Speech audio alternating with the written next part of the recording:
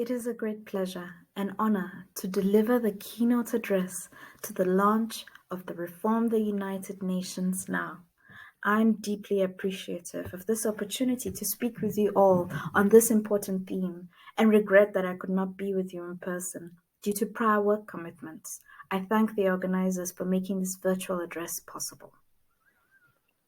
We're at a historical juncture of multiple and interlocking crises, amid geopolitical instabilities, creating new challenges and potentially opening up the political space to address long-standing challenges with multilateralism, which has long been under pressure, under risk. And as a result of the geopolitical shift from a unipolar world to a multipolar world with all the instabilities that come with it, it also opens up the terrain for global South countries, particularly in the African region, to begin to advance for a more democratic multilateral system in order to be able to prevent the risk of the Third World War and also to avoid the possibilities of nuclear war. The multiple crises of food, energy, climate, social reproduction, and debt in the midst of spiraling inflation are the day-to-day crises facing people as they're struggling to survive and to hold head above water. Literally, in the case of Nigeria and Pakistan, where a significant portion of those countries were flooded. A global crisis that we're faced with. And in the midst of these vulnerabilities, largely arising out of the way our economies are structured, and the fact that particularly in the African region, they're largely extractivists. There's also an ongoing legacy of structural adjustments and market reforms, largely advanced by the International Monetary Fund and the World Bank, which have not addressed the structural roots of the crises, but locked Africa and other global South countries in what feminists have described as a permanent crisis. Primary commodity dependence with an emphasis on export of raw materials, the export of agricultural goods, while being import dependent for higher valued goods and services sets up the scene for economic failure, debt, and continued subservience to the international financial institutions embedded within the UN system. Largely undemocratic in the way they operate and policies and conditions attached, but playing a very important role, even in relation to foreign policy. We've seen that in the past in Zimbabwe and more recently in the case of Ethiopia. These conditions have been one of the primary drivers that have shaped and informed movements and demands that are increasing across the global South for reform of the United Nations and the multilateral institutions, in particular with reference to the international financial institutions. As the climate negotiations are also ongoing, developing countries, including Africa, have been pressing for a broader approach to loss and damage towards reparations for climate debt owed to the global South. Thinkers like Olufemi Taiwo has made an important contribution in relation to this in his own reflections, philosophical reflections that engage with this very important question of reparations as a constructivist project around the demands for reparations for climate debt, historic debt as a result of 100 years, the centuries spent, not just the uneven integration of the ways or the uneven relationship between Africa and the global North, but also thinking about the pollution that occurred during the shift to the industrial age in the global North, and the impact that this is having in terms of occupying essentially a form of colonialism of the atmospheric space, and therefore laying the basis for calls for climate debt, as their demands to push for countries like Nigeria to essentially shift away from a dependence on the oil industry. Similarly, so in the case of Uganda with its ECOP and Tanzania, if there is a push to be able to actually shift away from dirty forms of energy sources, there's also a need to deal with the climate debt question and the reparations question. It's important to also recall that the conditions we're facing today on the global level were created by all these historical processes. And Nkrumah diagnosed at the period of independence, similarly on the same vein in terms of Fanon's own critique of our rising African elite. He also considered the global pressures and the condition within which Africa was located within the global system, describing that as a form of neocolonialism. And Nkrumah and his generation of Global South leaders also advanced the non-aligned movement through the Bandung process. They laid a foundation of turning to multilateral institutions such as UNCTAD and the United Nations General Assembly as a space to be able to contest and advance alternative political projects. And it's also within this space that the questions of sovereignty of the Palestinian people have been able to find space. And also similarly as the case of the Western Sahara people, where they've been able to have a voice. Yet in the midst of this, the permanent members, particularly the United States, have been able to hold back recognition of full UN membership for Palestine, or the removal of sanctions against Cuba, which has overwhelming global support, and yet the veto power that the United States is able to exercise has created a block in relation to this. Similarly so, the other permanent members have also been able to exert that power, and therefore creating a very uneven terrain. The war in Ukraine has been cited as one where there's been a resumption of a new Cold War with Russia and China, and the question about unilateralism in the global system. But we do know that prior to this, the United States had already set precedent in the global system, and as in the period when there was essentially a unipolar world. And it was until we got, after the disasters of the invasion in Afghanistan, and similarly so in Iraq, you have the crisis in Syria, and the manner in which Russia was able to exert itself in relation to the United States then began to indicate militarily what those countervailing powers are at the global level. And of course, the rise of China has made a more threatening position in terms of in relation to economically, in terms of the dominance of the United States as a unipolar power, to be able to assert itself in a unipolar world. And in this condition of volatility that we're in now, because of the shift to the multipolar world system and the fact that we are essentially in a situation where we're dealing with a very, can describe it as being a declining power, but in the long term, in the period that we're in now, it's still a power that's able to exert its military force.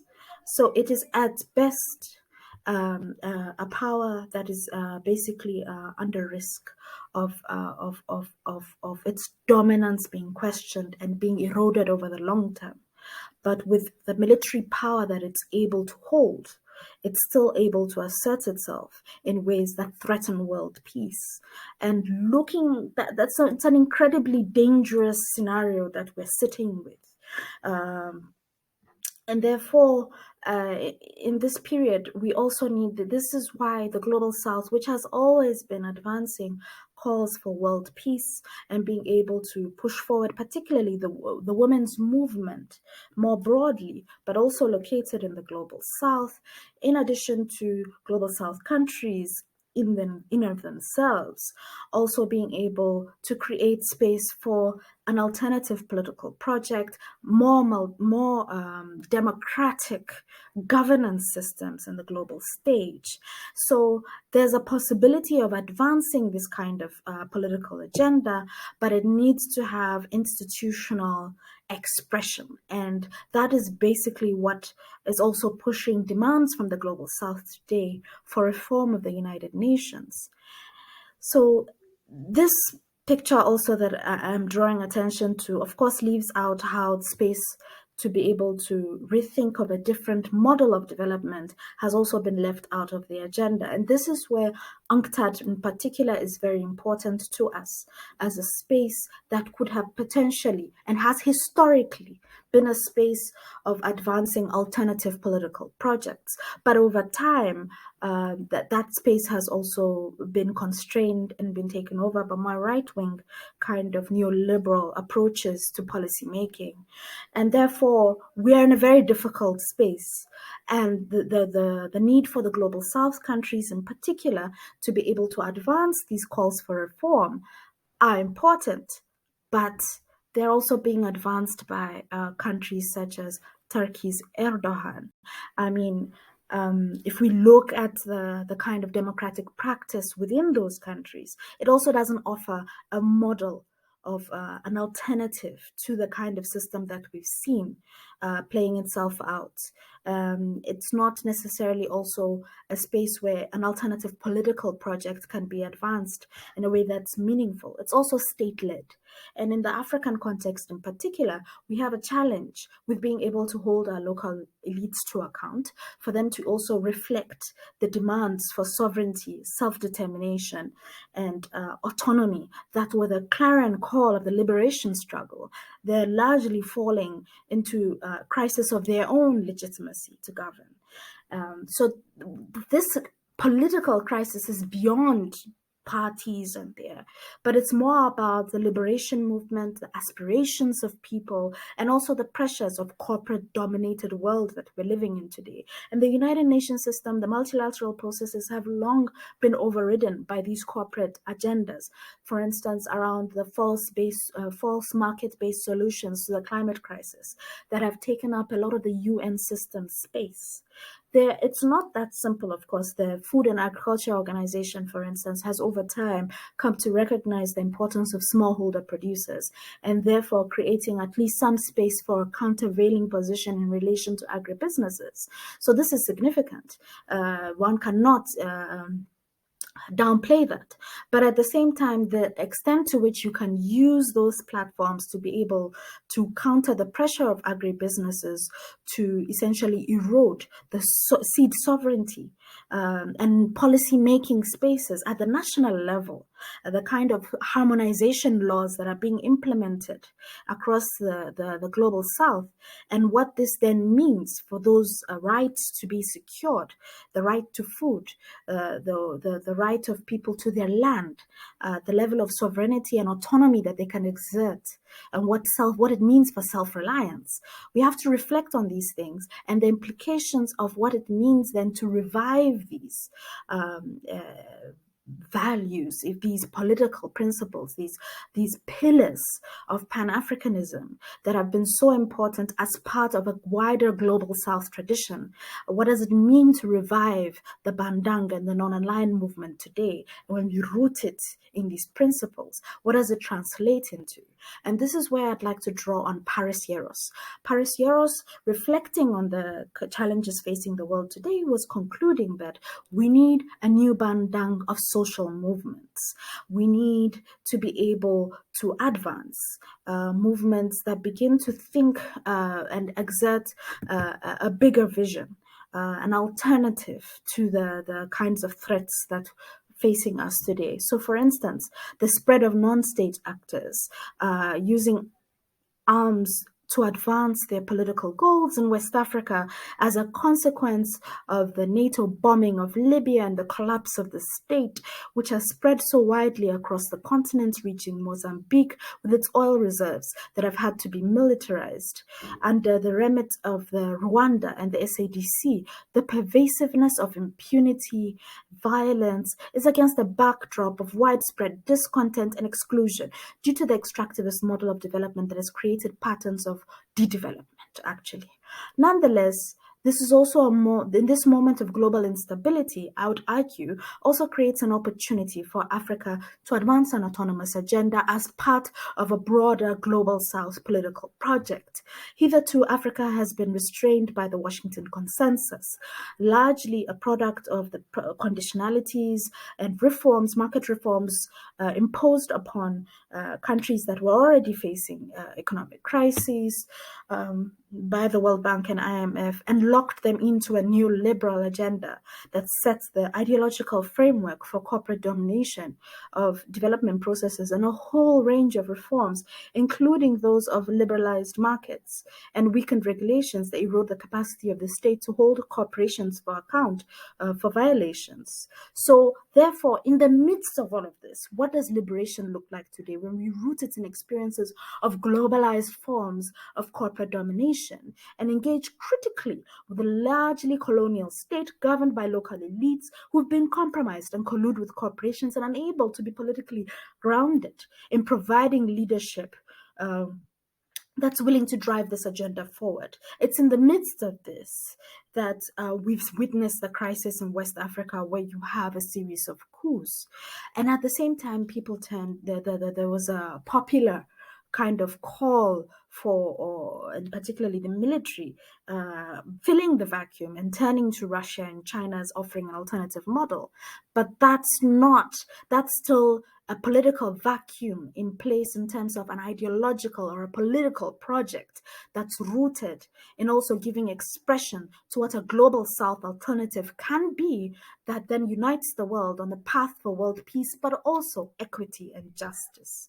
And it's in the midst of this that I would like to then probably propose to to all of you at this important launch of Reform the UN to begin to reflect on this. The erosion of the capacity of the state to regulate is one that has been widely documented as a product of these market reforms. And for us to turn to that institution solely to be able to resolve this crisis and this political project within the multilateral system is only part of the process. We need to be able to revive the movement of movements to be able to begin to push against the widespread assassinations of people who are defending the land and water and defending the rights of nature. We need to be able to also push against those who are calling out and drawing attention to the scale of environmental disasters and the militarization that is widespread. It has become even more deadly to defend land, water, forest, farms, ecosystems in this moment that we're living in, particularly when there is a push for economic recovery and a large consensus around this corporate-dominated model of development. It's on this basis that I would like to put to you, all gathered today, that we need to be brave in our demands to shape the emerging volatile world in a direction that is informed by Africa's own agency, but as rooted as part of a broader global South movement, in overcoming our internal contradictions and opening up the possibilities of ensuring transformative change rooted in equity and justice. This includes being rooted to have political projects like the Reform the United Nations. Now, in demands for sovereignty, self-reliance, and autonomy, in working class struggles, in peasant struggles, in the everyday struggles of people. And across the world, we do need a people's bang and a movement of movements for world peace, and to be able to transform the world system as we see it today, and set it on a path of stability where well-being, justice is foregrounded, and not the kind of crisis that we saw where in the midst of a global health pandemic, we saw a creation of a vaccine apartheid. And it's essentially at the core of that has to do with a corporate dominated system that restructures our relations and constantly seeks to be able to center profit over life and over need. We need to be able to also shift away from a system which is structured on over consumption in the global north and on the basis of essentially lack in the global south. The energy question is a classic example of that. For us to be able to reframe these debates, we need a global system that is robust. We need to be able to mobilize around these global problems and resolve them in that way. And the call for climate reparations is one central objective that I think that we can all unite around, and to be able to build a movement across the world that is very clear on the historical nature of this capitalist system and on the nature of the extent of which the pollution and devastation of the environment is rooted in that system, and an alternative to that should also be centered around calls for reparations, but as a project to be able to transform away from this destructive model of development. I thank you for your attention.